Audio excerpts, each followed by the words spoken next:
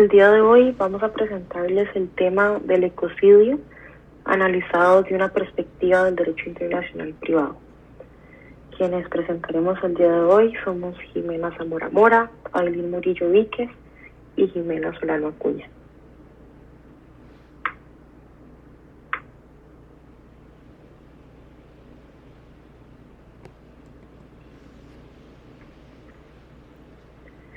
El concepto ecocidio surge a principios de 1970, gracias al uso que le dio el biólogo Arthur Galston en la Conferencia de Washington sobre la guerra y la responsabilidad nacional. Una segunda etapa del concepto se abre con una orientación militar, al usarlo el entonces primer ministro de Suecia, Olof Palme, en la Conferencia de Naciones Unidas sobre el Medio Ambiente, la cual se celebró en Estocolmo en junio de 1972. Él habló explícitamente en su discurso de apertura de la guerra de Vietnam como un ecocidio. La conferencia se centró por primera vez en las cuestiones medioambientales, especialmente la relación con la degradación del medio ambiente y la contaminación transfronteriza. Este último concepto fue especialmente importante ya que puso de manifiesto que la contaminación no reconoce las fronteras políticas o geográficas, sino que afecta a los territorios, países, regiones y personas más allá de su punto de origen.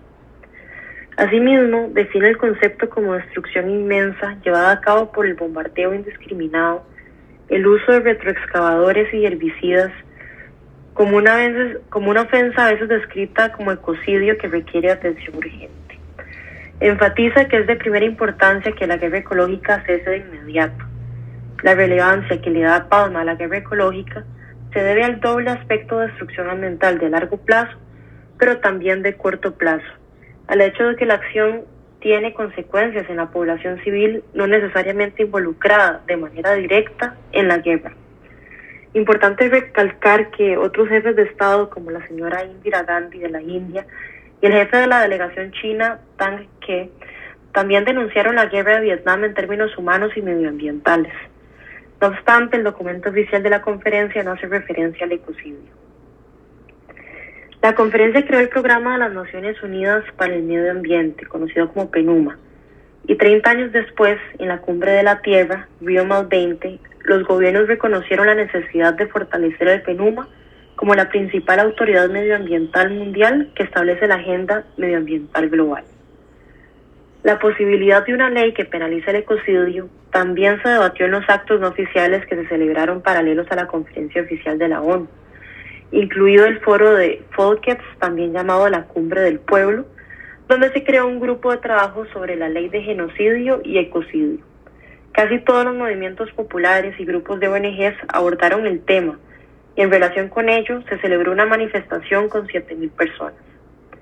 Tai Dong, una rama de la International Fellowship of Reconciliation, patrocinó una convención sobre la guerra ecocidio, que tuvo lugar en Estocolmo, Suecia. Esta conferencia pedía una convención de la ONU sobre la guerra ecocida, que entre otras cosas trataría de definir y condenar la guerra ecocida como un crimen de guerra internacional. Un proyecto de convención internacional sobre el crimen de ecocidio fue preparado por el académico Folk para un artículo que se publicó en el 1973. Reconoció que la Convención sobre el Genocidio era deficiente y que era necesario otro instrumento internacional que pudiera abordar los crímenes ecológicos. El proyecto de convención de Folk, sin embargo, se centraba en el ecocidio como crimen de guerra cometido con intención y no establecía disposiciones para tiempos de paz.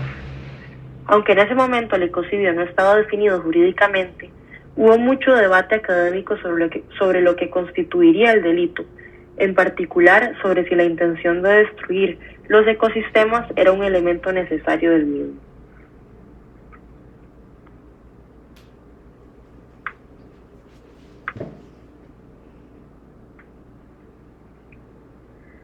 Con un gran debate académico en torno al concepto de ecocidio y una mayor conciencia de la sociedad civil sobre las graves consecuencias de los daños medioambientales, la presión aumentó sobre los gobiernos para que aborden la cuestión. ¿Pero cómo? En los años 70, la idea de ampliar la Convención sobre el Genocidio de 1948 dio lugar a una amplia investigación de la ONU sobre cómo mejorarla incluyendo la posibilidad de criminalizar el ecocidio junto con el genocidio. En este recorrido histórico se debe mencionar el rol de la Subcomisión de Prevención de la Discriminación y Protección de las Minorías. Este grupo preparó un estudio para la Comisión de Derechos Humanos de la ONU, en el que se discutía la eficacia de la Convención sobre el Genocidio, proponiendo la adición del ecocidio, así como la reintroducción del genocidio cultural a la lista de crímenes. El estudio fue elaborado por el relator especial Nicodem Washington y el proyecto final se publicó en 1978. En ese momento, muchos miembros de la subcomisión apoyaban la idea de que se adoptaran instrumentos adicionales. Los partidarios que se pronunciaron a favor de un delito de ecocidio incluían a Rumania y a la Santa Sede. En 1985, el concepto de ecocidio volvió a aparecer en un informe sobre la cuestión de la prevención y el castigo del delito de genocidio y el castigo del crimen de genocidio preparado para la subcomisión por el entonces relator especial. El informe era una continuación del estudio de 1978 y subraya la opinión de los miembros de la subcomisión que se manifestaron a favor de la inclusión de un delito de ecocidio. Whitaker recomendó que se debería seguir estudiando la cuestión. En los debates posteriores de la subcomisión, los miembros volvieron a pronunciarse a favor de la creación de una ley que penalice el ecocidio.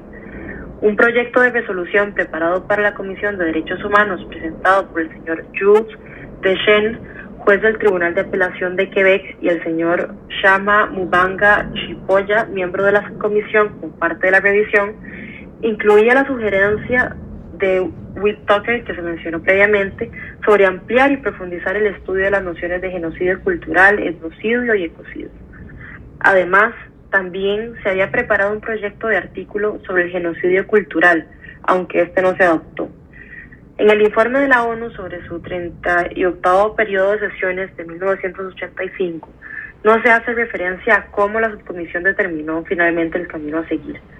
Por razones que se desconocen, el esfuerzo de consagrar el ecocidio como un crimen no siguió adelante en la comisión. Ahora bien, cabe mencionar el rol de la Comisión de Derecho Internacional de la ONU para la construcción del término que nos ocupa. En la década de 1980, la Comisión de Derecho Internacional de la ONU consideró la inclusión de un delito medioambiental en el proyecto de Código de Crímenes contra la Paz y la Seguridad de la Humanidad. Este documento acabó convirtiéndose en lo que hoy conocemos como el Estatuto de Roma de la Corte Penal Internacional, adoptado en el 98 y que entró en vigor el 1 de julio del 2002.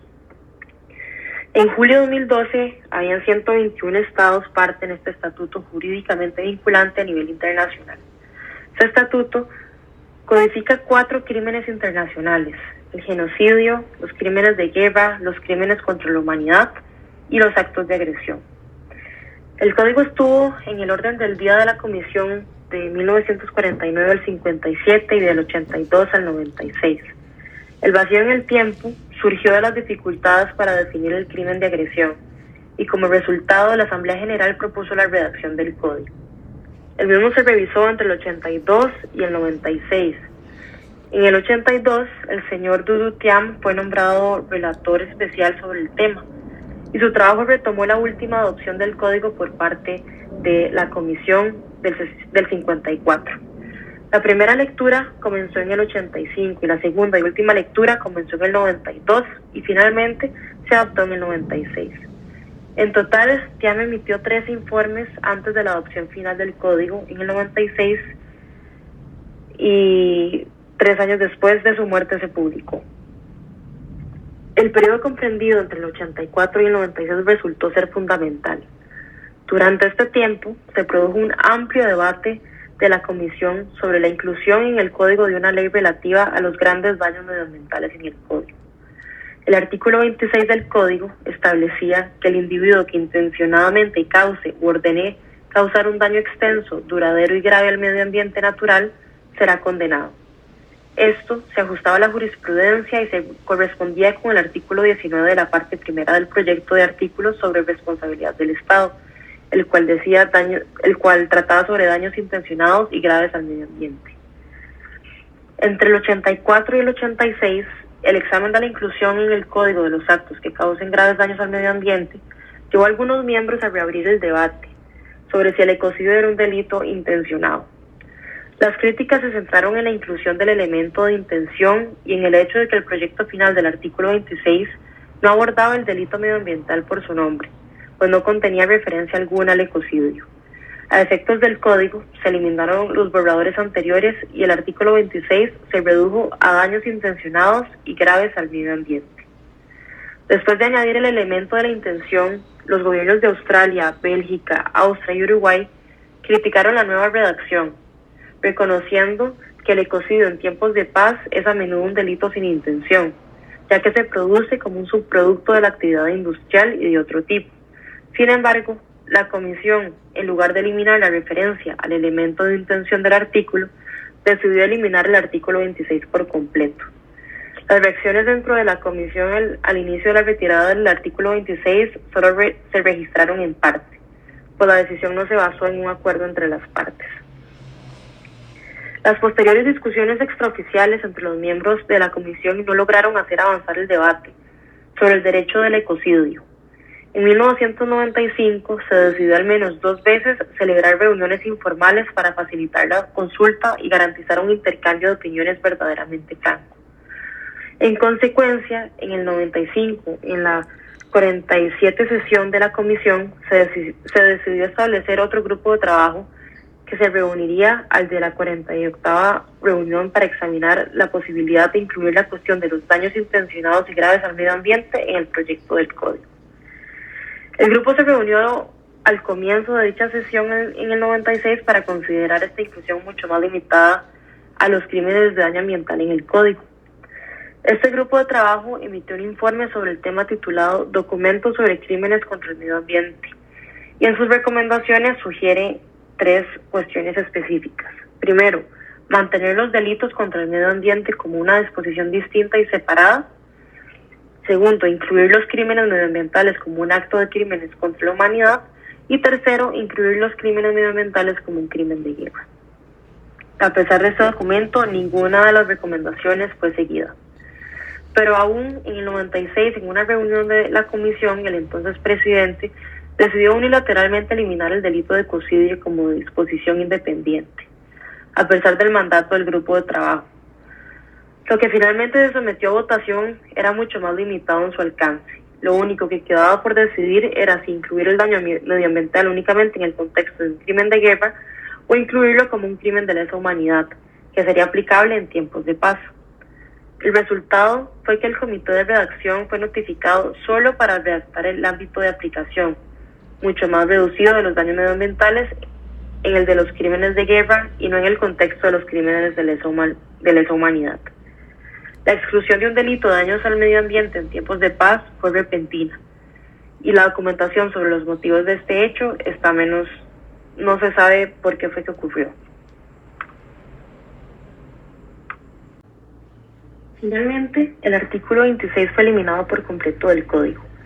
En la versión final adoptada por la Comisión tras nuevas enmiendas del Comité de Redacción, el artículo 8 sobre crímenes de guerra se refiere a la creación intencionada de daños generalizados, duraderos y graves al medio ambiente en un contexto de guerra. Esta fue la definición legal de un crimen contra el medio ambiente que se incluyó en el Estatuto de Roma. Así, el artículo 8, inciso B del Estatuto, es la única disposición del derecho internacional que considera a un perpetrador responsable de los daños ambientales. El artículo limita el crimen a situaciones de guerra y a los daños intencionados. También redactó artículos internacionales sobre la responsabilidad del Estado. Y una disposición que vincula la responsabilidad del Estado y los daños al medio ambiente fue adoptada en el 76. La Comisión elaboró un proyecto de artículos para una ley que se ocupaba de la responsabilidad internacional por los daños transfronterizos, realizados en el territorio o bajo la jurisdicción o control de un Estado.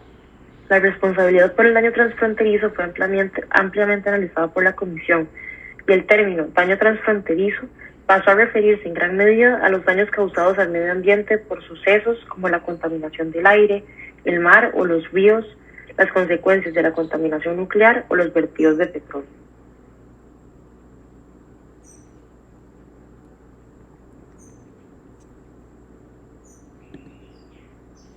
El ecocidio es el quinto crimen contra la paz que aún falta por tipificar. Aunque el Código de Crímenes contra la Paz y la Seguridad de la Humanidad se transformó en el Estatuto de Roma, algunos estados transfirieron el proyecto de crímenes contra la paz, incluido el ecocidio, a sus propios códigos penales nacionales. Vietnam, sin duda como consecuencia de sus experiencias durante la larga guerra de Vietnam, fue el primer país en incluir el crimen de ecocidio en su legislación nacional, seguido por Rusia en el 96 tras el colapso de la URSS en el 91. Aunque el ecocidio se había retirado de la mesa de las Naciones Unidas, el delito en sí fue adoptado por los estados que preferirían incluir todos los proyectos de crímenes contra la paz en sus códigos penales nacionales. Tras el colapso de la URSS durante un periodo de 7 años, los nuevos estados que se formaron y elaboraron sus propios códigos penales nacionales. Algunos han incluido el ecocidio como un delito contra la paz, concretamente Armenia, Bielorrusia, República de Moldavia, Ucrania y Georgia. Además, otros 3 países han hecho lo mismo: Kazajstán, Kirguistán y Tayikistán.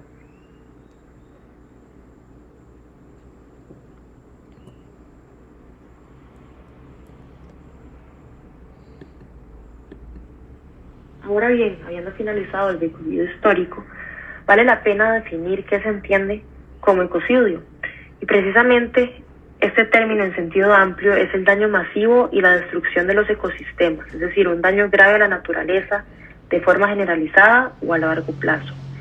Según la profesora Cristina Voigt, experta en Derecho Climático de la Universidad de Oslo, define el ecocidio como una destrucción sistemática y deliberada del medio ambiente sin consecuencias evidentes, el cual establece que a partir de un determinado umbral, tales acciones son delitos y que podría hacerse justicia, pero también, y lo que es más importante, evitar más destrucción. Recapitulando, hablamos de que el ecocidio en sentido amplio es el daño masivo y la destrucción de los ecosistemas, es decir, un daño grave a la naturaleza de forma generalizada o a largo plazo. En ese sentido, vale destacar ahora algunos ejemplos de lo que podría comprenderse como ecocidio.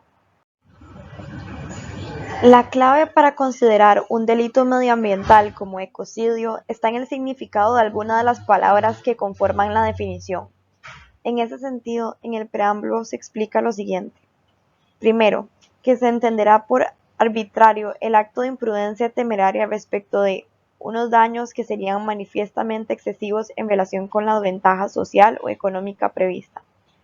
Se entenderá por grave el daño que cause cambios, perturbaciones o perjuicios adversos y notorios en cualquier elemento del medio ambiente, incluidos los efectos para la vida humana o los recursos ambientales, culturales o económicos. Se entenderá por extenso el daño que vaya más allá de una zona geográfica limitada, rebase las fronteras estatales o afecte a la totalidad de un ecosistema, a una especie o a un gran número de seres humanos. Se entenderá por duradero el daño de carácter irreversible o que no se pueda reparar mediante la regeneración natural en un plazo razonable. Tomando en consideración lo anterior, Stop Ecocide, la principal ONG que lucha por el reconocimiento del ecocidio como delito, ha establecido algunos ejemplos de lo que podría juzgarse como ecocidio, entre los que se encuentra, primero, el daño de los océanos provocados por la sobrepesca industrial, los vertidos de petróleo, la contaminación con plástico, etc. Segundo, la deforestación a consecuencia de la ganadería y la agricultura intensiva, los incendios intencionados, la extracción minera, entre otros. Tercero, la contaminación del agua y del suelo por los vertidos químicos, las actividades relacionadas con la minería y la fractura hidráulica. Y finalmente, la contaminación del aire por las emisiones de las grandes industrias, los desastres nucleares y los escapes radiactivos. Continuando, existen varios ejemplos de la vida real de lo que podría determinarse como un ecocidio. El primero es el accidente de Chernobyl, la explosión de uno de los reactores de esta central nuclear en 1986, que provocó la expulsión de una gran cantidad de materia radioactiva a la atmósfera. Se estima que unas 500 veces más que en Hiroshima, formando una nube que se extendió por toda Europa. Este es el primer ejemplo de lo que podría ser un ecocidio. Otro ejemplo es el vertido del Deepwater Horizon. En 1910 se produjo un accidente en dicha plataforma petrolífera, iniciándose un vertido que provocó una mancha de petróleo que se extendió por más de 149.000 kilómetros y que se estima contaminó hasta 1.710 kilómetros de costa. El tercer ejemplo es la desaparición del mar de Aral, situado en Asia Central.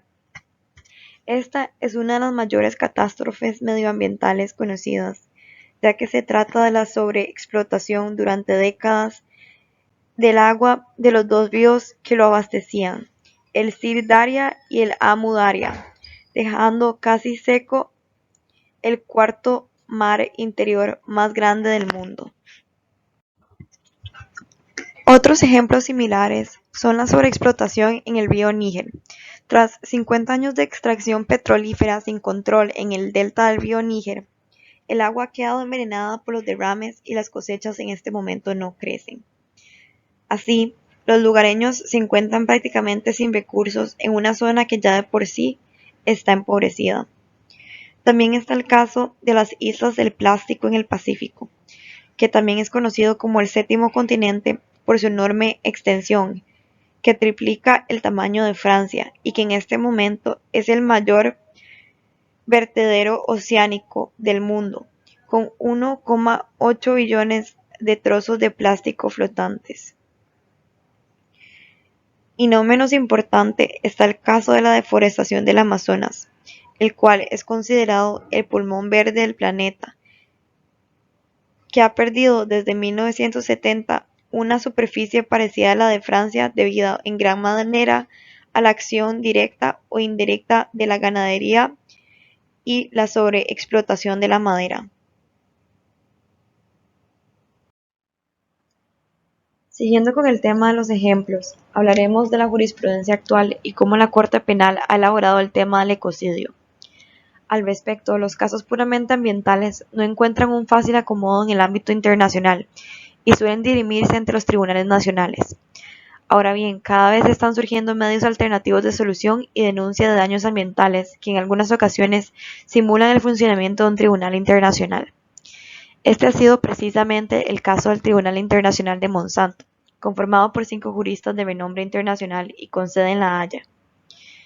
Este tribunal ha surgido gracias a la iniciativa de la sociedad civil internacional para exigir responsabilidad a empresas multinacionales por crímenes contra la naturaleza y la humanidad. En concreto, se le acusa de vulneraciones de varios derechos como derecho a un medio ambiente sano, un medio ambiente saludable, derecho a la salud o derecho a la alimentación, de complicidad en crímenes de guerra, así como el delito de ecocidio. El juicio en este caso se desarrolló del 14 al 16 de octubre de 2016 y donde se conocieron varias demandas procedentes de América, África, Europa y Asia. En este caso, se basaron en alegaciones presentadas por demandantes y diferentes abogados y diferentes testimonios, dando una sentencia en el 2016. Para ello, el tribunal tuvo en consideración los principios rectores de las Naciones Unidas sobre las empresas y los derechos humanos, aprobado por el Consejo de Derechos Humanos de las Naciones Unidas en junio de 2011, así como el Estatuto de Roma de la Corte Penal Internacional, a la hora de evaluar los hechos delictivos cometidos por esta multinacional. Evidentemente, este fallo no es vinculante para Monsanto, pero sí tiene un valor simbólico muy importante. Primero, porque permitió la iniciativa de discutir sobre la necesidad de crear foros a los que se pueda acudir para la responsabilidad internacional de los grandes multinacionales por daños relacionados con el medio ambiente, así como la necesidad de reconocer un nuevo tipo delictivo como es el ecocidio. Un caso similar es el de Tomás Lubanga ante la Corte Penal Internacional, Este líder militar congolés fue condenado en marzo del 2012 por los crímenes de guerra de reclutar niños menores de 15 años y utilizarlos para participar activamente en enfrentamientos en los conflictos de la República Democrática del Congo. Este juicio ayuda a poner el foco en el problema de los niños soldados y la necesidad de proteger a los niños en los conflictos, pero también estableció algunas ideas relacionadas con el tema del ecocidio.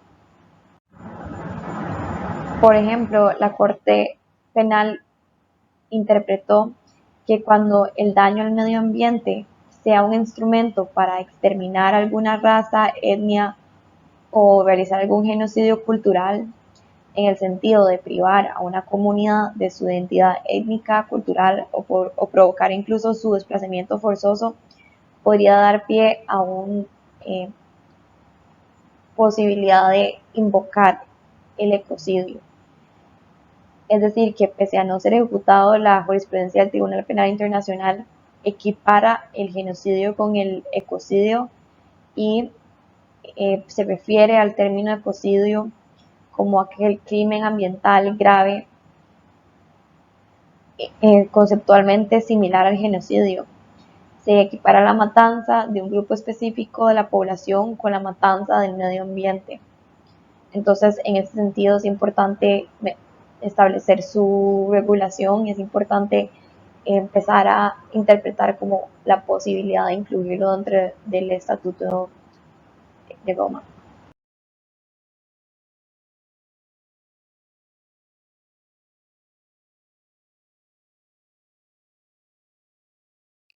Científicos, académicos y líderes ambientalistas de distintos países han alertado sobre la necesidad de que el ecocidio sea reconocido por la Corte Penal Internacional como un crimen con trascendencia internacional.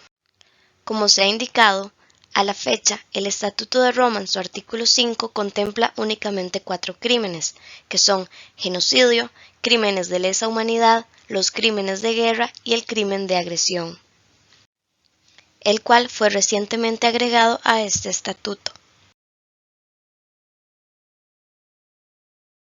Resulta trascendental que el ecocidio sea reconocido penalmente como un crimen, ya que estamos en una emergencia climática internacional.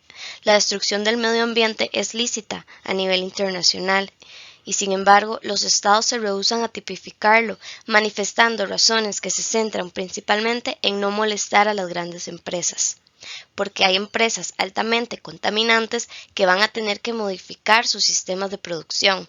Por esta razón, se ha pensado en la posibilidad de que exista un periodo de transición y darles un plazo a estas compañías para que adecúen sus sistemas productivos.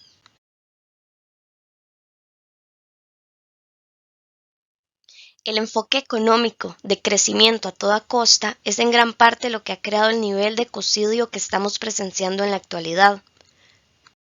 Pero el crecimiento perpetuo no es la única forma de plantear la economía. Se aboga, por lo tanto, por un periodo de transición para permitir que los sistemas económicos actuales cambien tanto de enfoque como de dirección. Pues la ecología debe de instruir a la economía y no al revés. Muchas de las soluciones que necesitamos actualmente para acercarnos a una coexistencia estable con los sistemas planetarios, como lo son energías renovables, agricultura regenerativa y economía circular, ya existen, pero sencillamente no cuentan con el apoyo político y económico necesario, mientras que las puertas de las formas contaminantes obsoletas siguen totalmente abiertas.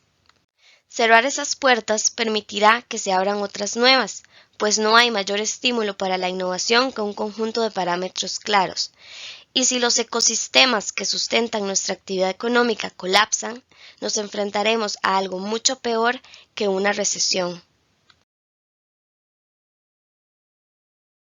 La importancia de que el ecocidio sea incluido en el Estatuto de Roma radica en que la Corte Penal Internacional es el único foro mundial donde el ecocidio puede ser ilegalizado directamente por aquellos que lo padecen, creándose así una mayor marginalidad hacia aquellos que continúan destruyendo el ambiente.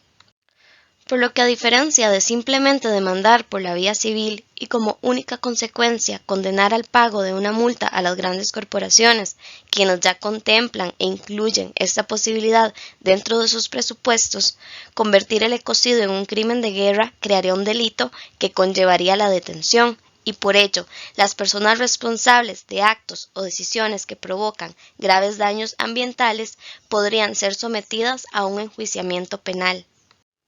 Ninguna corporación o director general quiere ser visto de la misma manera que un criminal de guerra. Por lo tanto, la ley del ecocidio en el horizonte señalará el final de la inmunidad corporativa y el comienzo de la reorientación de las empresas y de las finanzas lejos de las prácticas gravemente perjudiciales que mantienen en la actualidad. Es importante tomar en cuenta que la regulación ambiental se encuentra principalmente en el ámbito civil, y en los casos en que hay delitos ambientales definidos, generalmente son bastante específicos. En la mayor parte del mundo no existe un marco legal que trate el daño y la destrucción masiva per se, por lo cual la actividad corporativa sigue el camino de menor resistencia, operando de la manera más dañina donde existe una protección menor, y simplemente incluyendo dentro de sus presupuestos los costos por estas demandas civiles.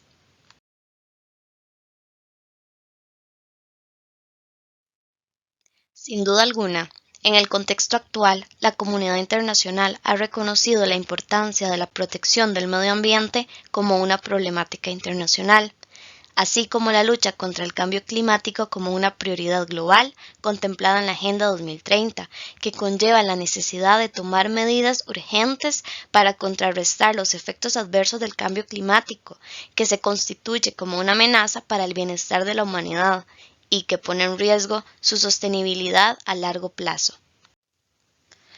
Uno de los desafíos fundamentales para alcanzar la tipificación del ecocidio radica en el hecho de que este crimen no solo es susceptible de ser cometido por individuos, sino que, por el contrario, las empresas se convierten en el principal actor susceptible de cometer este delito.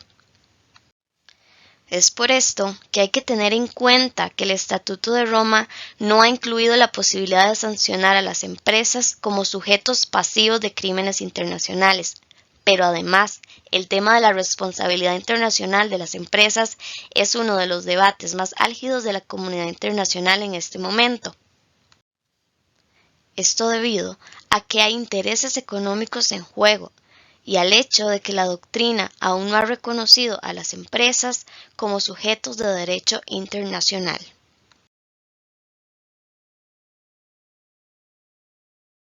Es importante recordar que cualquier Estado que haya ratificado el Estatuto de Roma de la Corte Penal Internacional puede sugerir una enmienda o modificación a este documento.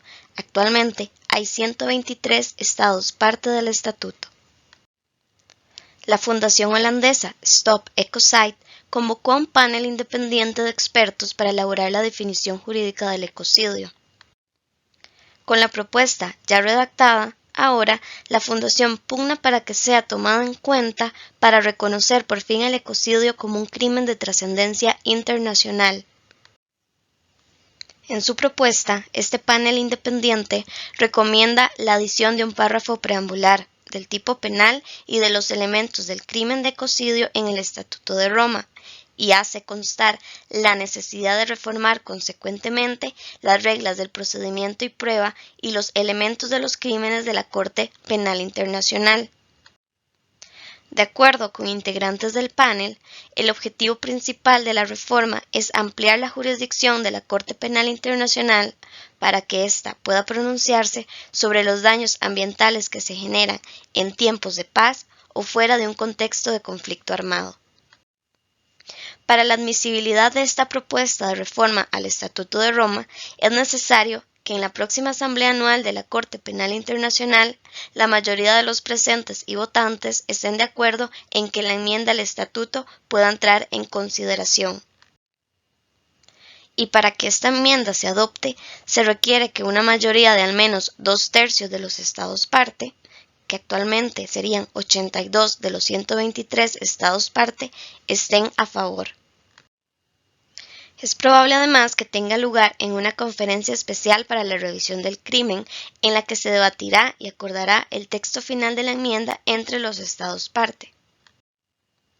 Los Estados parte podrán entonces ratificar este cambio y deberán hacer cumplir la ley en su propio país dentro del plazo de 1 año.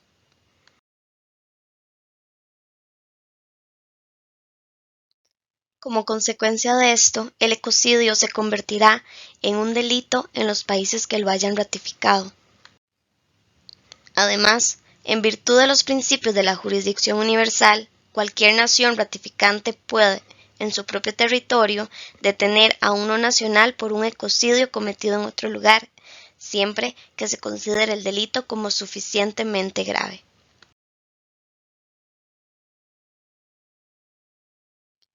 El debate jurídico respecto a la responsabilidad corporativa y el cambio climático específicamente es de gran relevancia porque permite reflexionar sobre aquellos aspectos que podrían estar incorporados y ampliados en la actual definición de ecocidio para enriquecer sus alcances.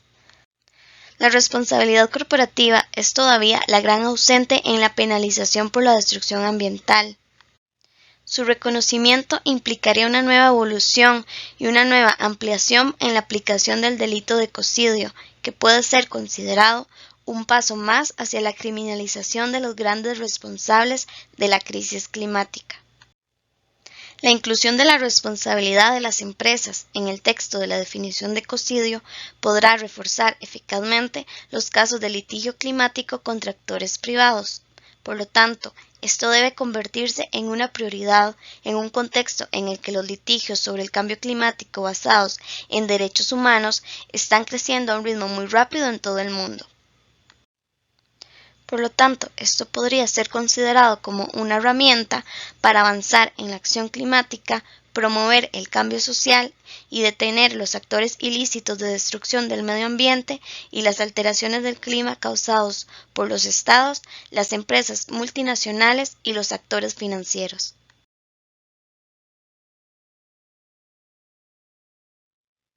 Si se apoya la criminalización de las empresas, el aumento de los casos de litigio climático probablemente empujará a las empresas a ser más cautelosas con los riesgos climáticos y sociales derivados de su actividad.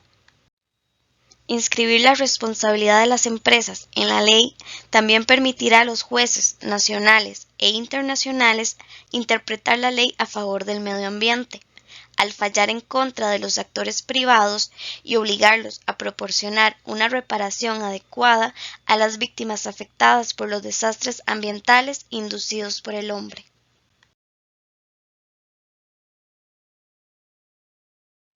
Como conclusión, se puede extraer que algunos elementos de la comunidad internacional aprueban claramente el concepto legal de ecocidio y han optado por códigos penales nacionales, pues el ecocidio era un delito que se había establecido para su adopción internacional en una fecha anterior. Está claro que el ecocidio fue reconocido como un crimen que la comunidad internacional consideró tan grave que se incluyó en su proyecto de Código de Crímenes contra la Paz y la Seguridad de la Humanidad.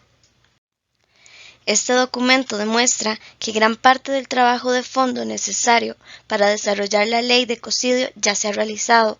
Los debates en el seno de la Organización de las Naciones Unidas duraron más de una década. Ahora es el momento de incluir lo que ha faltado todo el tiempo: el quinto crimen internacional contra la paz, el ecocidio.